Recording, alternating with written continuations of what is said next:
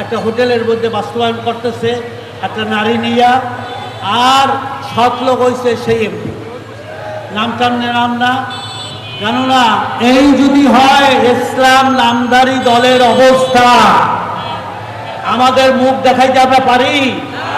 আমরা দাড়িওয়ালা টুপিওয়ালারা মুখ দেখাইতে পারি, কিন্তু এদের লজ্জা নাই। এরা শুধু বহিষ্কার করলে হবে, তাকে এমপি পদ থেকে বহিষ্কার করতে হবে।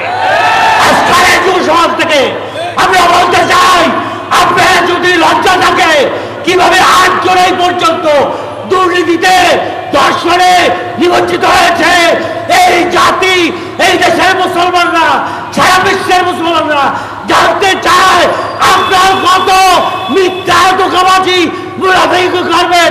এই মুনাফিকি ছেড়ে দেন এবং ইসলামের নামটা আপনাদের দল থেকে মুছে ফেলেন, কারণ আপনাদের এইটা মানায় না।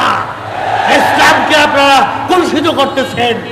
আমরা চাই এই দেশটা কোরআন হাদিস অনুযায়ী, শরিয়া অনুযায়ী, ইসলামিক তাহজিব তামাদ্দুন অনুযায়ী, আমাদের সংস্কৃতি খোলাফায়ে রাশিদিন মদিনার সনদে চলবে, অন্য কোন দেশের এসে চলতে দেব না ইনশাআল্লাহ।